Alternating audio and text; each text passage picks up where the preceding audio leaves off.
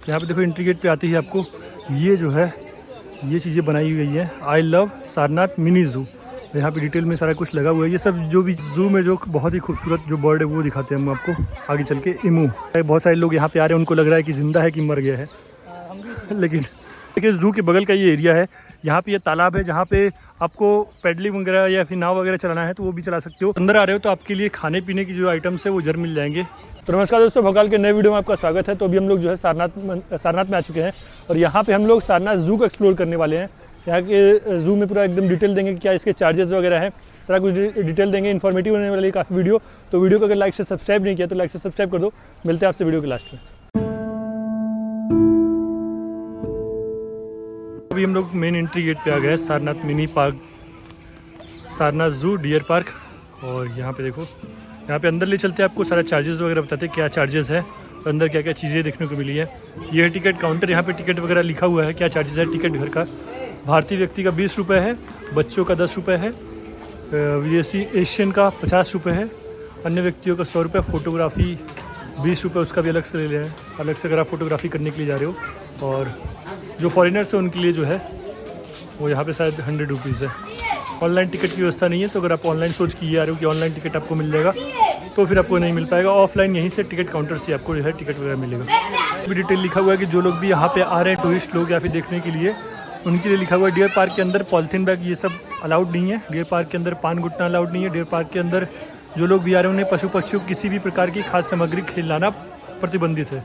उसके साथ साथ जो अब अगर आप कोई ऑफेंस कर रहे हो डियर पार्क के अंदर, वन्य जीवों को छेड़ना, परेशान करना, पत्थर मारना, वन्य जीव अधिनियम 1972 की धारा 38J के अंतर्गत दंडनीय अपराध है। तो अगर ये चीज़ अगर आप कोई चीज़ कर रहे हो तो आपको इसका जो है कानून का सामना भी करना पड़ सकता है। तो ये सब सारी डिटेल्स है वो लिखी हुई हैं।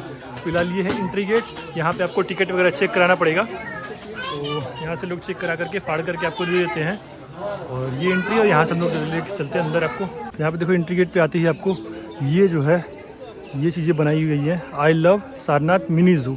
यहाँ पे डिटेल में सारा कुछ लगा हुआ है। ये सब जो भी चीज़ें हैं ये आर्टिफिशियल है, ये जो है ये नेचुरल है, ये जो है ये आर्टिफिशियल है जो लगाया गया है। साथ में ऊपर देखो बंदर, कितना प्यारा बंदर लग रहा है। और रात में जो लाइटिंग होती है तो उसके साथ में ये देखने में और भी खूबसूरत लगता है। बगल में डियर्स है, सारस है, ये सब चीज़ें जो है यहाँ पे बनाई गई हैं। देखो अंदर आ रहे हो तो आपके लिए खाने पीने की जो आइटम्स है वो जरूर मिल जाएंगे।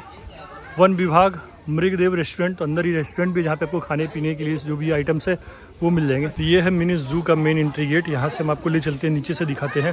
फिलहाल यहीं से आपको कुछ चीज़ें देखने को मिल जाएंगी। जैसे यहाँ पे अगर आप देखोगे तालाब है, तालाब के अंदर बहुत सारे पक्षी हैं और अभी तो पानी काफ़ी ज़्यादा भरा हुआ है।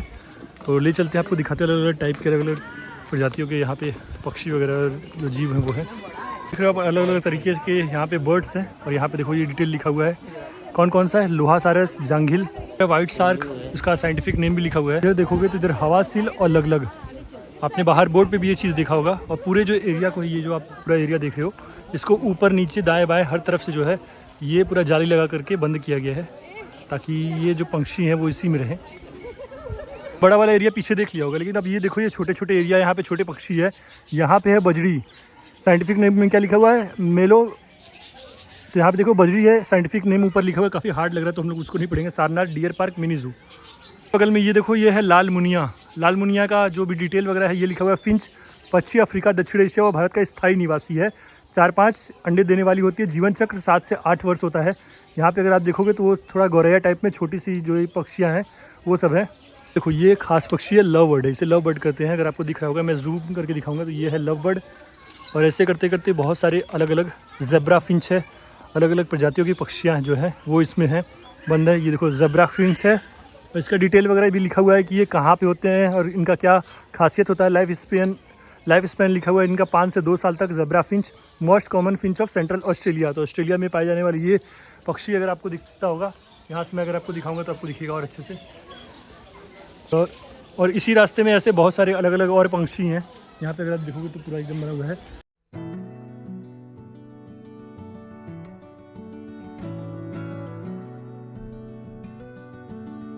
तो ये रहा जो ये है बर्ड्स का एरिया। और इसके जस्ट सामने ये जो आप देखोगे तो यहाँ पे आपको घड़ियाल, एक साइड घड़ियाल है और एक साइड मगरमच्छ, वो आपको दिख जाएगा। यहाँ से हम आपको नज़दीक से थोड़ा दिखाते हैं। एरिया को जो है पूरा जाली लगा करके पैक किया गया, लगातार यहाँ पे पानी वगैरह आता रहता है। तो फिलहाल अभी हमें यहाँ पे नहीं दिख रहा है, कोशिश करेंगे आगे से चल के देखने की, शायद उस वाले एरिया पे है, क्योंकि वहाँ से कुछ लोग तो देख रहे हैं। तो यहाँ पे भी हम लोग को फ़िलहाल मगरमच्छ दिख गया है, यहाँ पे आराम से लेटा हुआ है, समझ ही नहीं आ रहा है। लेकिन ऐसे ही होते ही है, काफ़ी समय तक ये अपने आप को उस तरह से ढाल के रखते हैं मगरमच्छ वगैरह, काफ़ी समय तक यहाँ पर रोक के अपने आप को रखते हैं शिकार के लिए, ऐसे ही। तो अभी देखो रेस्ट कर रहा है, लग रहा है बहुत सारे लोग यहाँ पे आ रहे हैं, उनको लग रहा है कि ज़िंदा है कि मर गया है। लेकिन होता ही है कि ये लोग मतलब देखो आँख अभी हल्का हल्का खोल रहा है, देखो अगर देखोगे तो जूम करूँगा तो मैं आपको शायद यहाँ से दिखेगा, हल्का हल्का आँख जो है वो खोल रहा है। तो यही है, काफ़ी लंबे समय तक ये लोग अपने आप को मतलब मगरमच्छ अपने आप को एक ही कंडीशन में ढाल लेते हैं ताकि शिकार है वो छुप करके कर सके। और देख करके लग रहा है कि पत्थर के रूप में कहीं ऐसा जम गया है, लेकिन वैसा भी नहीं है। एक पानी में भी आपको दिख रहा होगा, अगर आँख दिख रही होगी, मैं जूम करूँगा अगर आपको, ये देखो।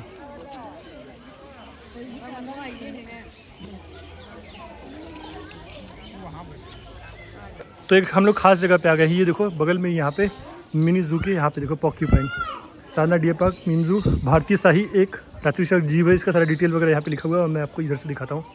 काफ़ी खतरनाक भी होते हैं ये आपको 2-3 जो है वो काफ़ी दिख जाएंगे। और यहाँ पे कितने बड़े बड़े हैं, और यहाँ पे पूरा मिट्टी में वो छेद करके अंदर कितना रहते हैं। और यहाँ पे 2 फिलहाल 3 4 5 6 ऐसे हम लोग को ऐसे दिख रहे हैं। और एक जो पॉक्यूपाइन है उधर आपको दिख रहा होगा, उसके लिए कुछ खाना रखा गया है, शायद चना रखा गया है। देखो लग रहा है कि चना वगैरह रखा गया इन सब के लिए। काफ़ी इनका मुश्किल होता है शिकार करना, जो भी जीव होते हैं वो भी इनका शिकार करने में बहुत ही सावधानी बरतते हैं, क्योंकि इनके पीछे जो आप कंटीले चीज़ देख रहे हो ये काफ़ी कटीले होते हैं, जिसकी वजह से बहुत डैमेज करते हैं। अगर कोई प्रे इनको मारने आ रहा है, कोई भी ऐसा चीज़ आ रहा है, यहाँ पे लिखा भी हुआ है खतरा महसूस होने पर ये अपने कांटेनुमा संरचना को खड़ा कर लेते हैं, जिससे इनकी रक्षा होती है। भारतीय साहिब पूरे दक्षिण पश्चिम और मध्य एशिया में पाए जाते हैं। ये शाकाहारी होते हैं, अनाज फल कंद व जड़े इनका मुख्य आहार है।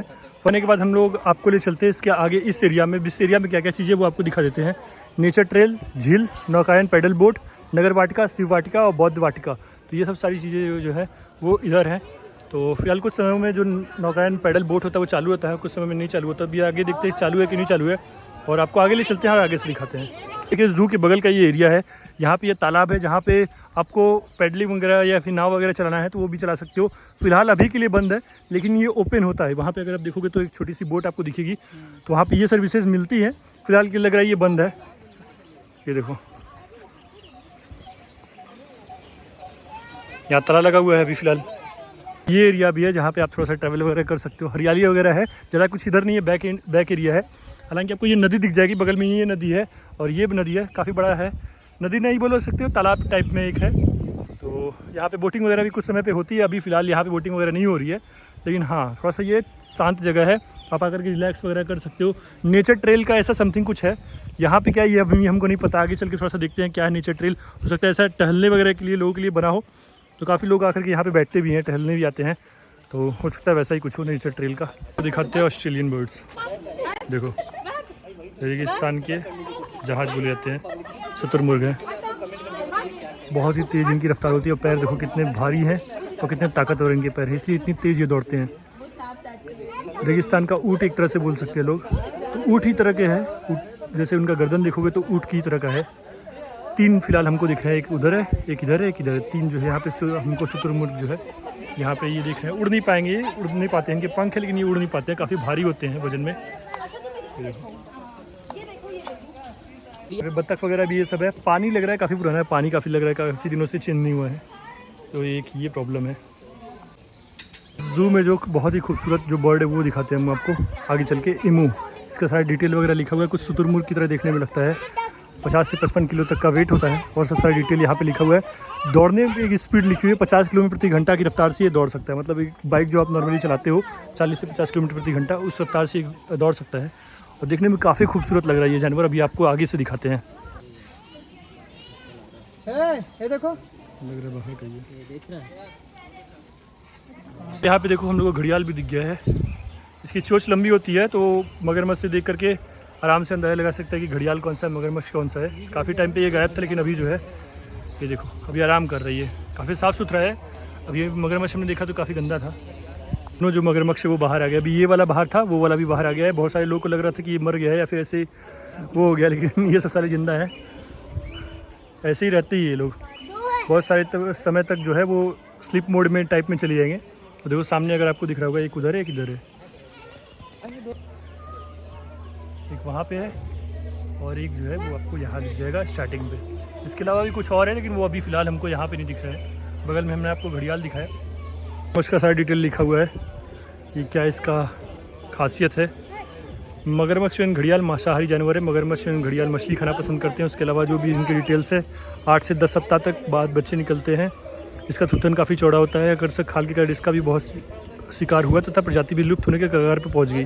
तो सब सारा डिटेल भी लिखा हुआ है। फिलहाल हमको 2 यहाँ पे दिख रहे हैं, काफ़ी भारी भरकम है। जब अगर सामने से देखने पता चलता है कि कितने बड़े हैं ये जीव, और कहीं ना कहीं ये ड्रैगन की प्रजाति से मिलते जुलते ही हैं। ये देखो एक उधर है और एक सामने ही है भारी भरकम।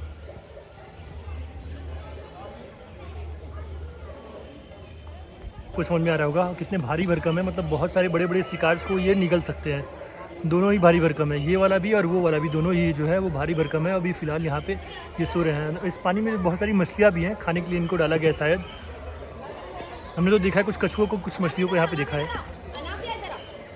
ये बात है कि मौसम बहुत बढ़िया है, तो यहाँ पे आने में उतना कुछ दिक्कत भी नहीं हुआ। यहाँ पे एक्सप्लोर करने में भी बहुत मज़ा आ रहा है। नहीं तो अगर मौसम सही नहीं रहता ना तो फिर बहुत सारी दिक्कतें आती है। तो बहुत सारे लोग यहाँ पे आए हुए हैं, अभी लगभग 4 साढ़े 4 होने को है। तो यहाँ पे काफ़ी सारे लोग भी आए हैं देखने ताकने के लिए, नहीं तो वैसे कम लोग आते हैं नहीं तो अभी हम लोग वहाँ से बाहर आ चुके हैं। और इधर हम आपको दिखाते हैं, इधर देखो काफ़ी सारे जो है वो बारहसिंगे हैं। बारहसिंगा हिरण है, अलग अलग जो हिरण की प्रजाति है वो आपको दिख जाएगी। इधर छोटे छोटे बच्चे भी हैं, उसके बड़े बड़े जो जीव हैं वो भी हैं। इधर देखो गिनोगे अगर आप तो दिखेगा आपको 1 2 3 4 5 6 7, और इधर बहुत सारे, मतलब आप गिनोगे तो आपको दिख जाएगा कितना है, बहुत सारा है। आगे वो देखो एक बड़ा वाला भी है, आगे से भी आपको लेके चलती है। उधर कुछ ब्लैक हिरण भी हैं इधर शायद, तो वो भी दिखाती है। देखो बहुत ही प्यारे और बहुत ही सीधे साधे सरल जीव होते हैं। यहाँ पे आपको बारहसिंगा दिखेगा और उस एरिया पे, उसके आगे वाले एरिया पे अगर मैं जूम करूँगा तो आपको हिरन दिखेगा। नॉर्मल हिरन जो होते हैं वो होंगे, काफ़ी एकदम मतलब गाय की तरह देखने में लग रहे हैं। छोटे छोटे बच्चे हैं, बहुत प्यारे लग रहे हैं। और यहाँ पे आपको बारहसिंगा नज़र आएगा, सींग पे ही सींग है, सींग पे ही सींग है, तो उसकी वजह से बहुत सारे सींग होते हैं और बारहसिंगा हो जाते हैं। तो वैसे तो काफ़ी जो है वो नॉर्मल स्वभाव के होते हैं, काफ़ी अच्छे प्यारे स्वभाव के होते हैं, लेकिन जब अगर कोई मुसीबत आती है तो अपने सींग का इस्तेमाल करते हैं। फिर ये देखो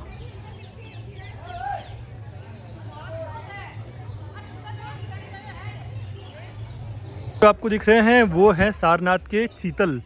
इसका डिटेल वगैरह सारा कुछ लिखा हुआ है कि काफ़ी भूलापन होता है इनके अंदर में, अच्छे घने वन एवं घास के मैदानों में पाया जाता है। चीतल रंग का बादामी भूरा व सुनहरा होता है। सारा कुछ डिटेल लगा हुआ है।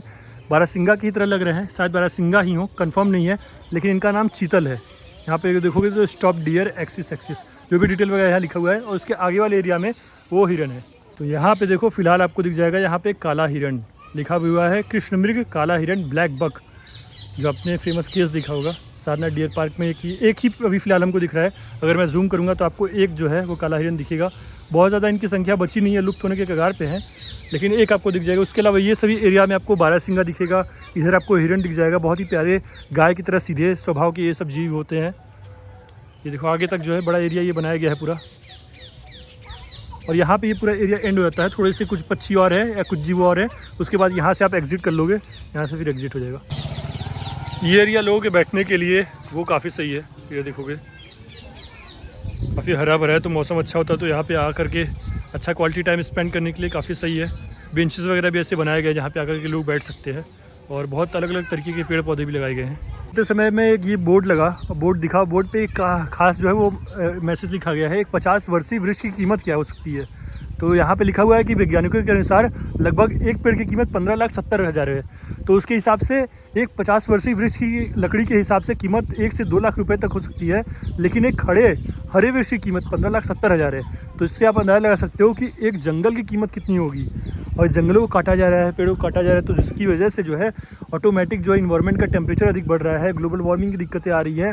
उसके बाद भी डेवलपमेंट तो जरूरी है, लेकिन उसके साथ साथ पेड़ों का बचाना भी ज़रूरी है। और इसके साथ साथ ये सब सारी चीज़ें डिटेल लिखी हुई हैं कि क्या कितना इसका रेट होता होगा, कितना लगता होगा पैसा, तो एक जंगल को खड़ा करने में कितनी मेहनत लगती होगी। और यहाँ पे इसका संदेश दिया जा रहा है कि पेड़ लगाइए, पेड़ लगाएंगे तभी आने वाले जो भविष्य है उसको बचा सकेंगे। क्योंकि जैसे जो टेम्परेचर बढ़ रहा है अभी वैज्ञानिकों ने भी बताया कि अगर 1.5 डिग्री सेल्सियस के ऊपर टेम्परेचर जाता है तो फिर उसके बाद ग्लेशियर को जो पिघलना है उसको हम लोग रिवर्स नहीं कर पाएंगे, और बहुत सारे जो शहर हैं, बहुत सारे जो लोग हैं, उनके ऊपर जीवन के ऊपर उनके संकट आने वाला है। तो ये सब सारी चीज़ें जो है वो हम लोग को ध्यान देने की भी ज़रूरत है और सतर्क होने की भी ज़रूरत है। तो चलो दोस्तों, अभी इस वीडियो को फिलहाल यहाँ पे एंड करेंगे। अभी हमने जो है पूरा एरिया एक्सप्लोर करने की कोशिश की। बहुत बड़ा एरिया नहीं है, लेकिन हाँ मिनी पार्क है, ये मिनी ज़ू है, तो यहाँ पे डिटेल वगैरह लिखा हुआ है सभी चीज़ों का। फिलहाल हमें जो चीज़ें दिखने को यहाँ पे मिली है, हिरन दिखा है, बारहसिंगा दिखा है, काला हिरन दिखा है यहाँ पे। उसके बाद बहुत सारी पक्षियों की वैरायटी है, और जैसे ऑस्ट्रेलियन कुछ पक्षी है, उसमें हमें खासियत दिखी है, अलग अलग टाइप की दिखी है कि जो हमें ऑस्ट्रिच दिखा है, शुतुरमुर्ग दिखा है, उसके अलावा छोटे छोटे पंछी दिखे हैं, घड़ियाल दिखा है, मगरमच्छ दिखा है। तो इतने सारे जो प्रजाति के जीव हैं वो दिखे हैं। आप इसको कंपेयर नहीं कर सकते हो, जैसे कि लखनऊ में जो बड़ा वो है उससे आप कंपैरिजन नहीं करते हो, क्योंकि वो यूपी में वो सबसे बड़ा है। लेकिन ये है मिनी ज़ू है, वो उसके लिए सही है कि हाँ अगर आप सैटरडे संडे आ रहे हो, वीकेंड में आ रहे हो, बच्चों के साथ आ रहे हो, तो आप एक्सप्लोर कर सकते हो। उनको ये देखने के लिए थोड़ा सा रोचक हो सकता है, नई नई चीज़ें देखने को वो उनको मिलेंगी। फिलहाल यहाँ पे हरियाली काफ़ी अच्छी है, हरियाली चारों तरफ है। नेचर ट्रेल का एक अलग जगह बनाया गया है, जहाँ पे आप जाकर के सुबह सुबह अगर आ रहे हो तो वहाँ पे आप जाकर के थोड़ा सा एक्सप्लोर कर सकते हो, टहल सकते हो। जो बुजुर्ग हैं, जो महिलाएं, वो आकर के यहाँ पे टहल सकती हैं। फिलहाल जो इसका टाइमिंग है वो शाम के 5 बजे तक है। कुछ अगर देर होती है तो 6 बजे तक ये खुलता है, 6 बजे के बाद ये बंद हो जाएगा, तो मतलब उसको खुला नहीं रहेगा। बगल में ही हमने आपको एंट्री पे मंदिर दिखाया, तो वो मेन मंदिर है। उसके अलावा ये जो सारनाथ का पूरा एरिया है वो काफ़ी बड़ा है, म्यूजियम वगैरह वो सब बहुत सारे अलग अलग जगहों पे है, जहाँ की एंट्री फीस अलग अलग है। यहाँ पे हमने आपको शुरू में बता दिया क्या क्या एंट्री फीस है। तो अगर आपको आना है तो आप बेसिकली आ सकते हो, यहाँ पे एक्सप्लोर कर सकते हो, मज़ा ले सकते हो। स्पेशली जब मौसम अच्छा हो, जैसे बारिश का मौसम है या फिर ऐसे ठंडी हवा चल रही है, तो आप आकर के यहाँ बैठ सकते हो, इन्जॉय कर सकते हो। तो ये सब सारी चीज़ें पर्पज़ आपको पूरा फुलफिल करेगा ये जगह। तो चलो, आई होप आपको ये वीडियो पसंद आएगा। वीडियो पसंद आया तो पता है क्या करना है, बस मिलते हैं आपसे नेक्स्ट वीडियो। तब तक के लिए हर हर महादेव।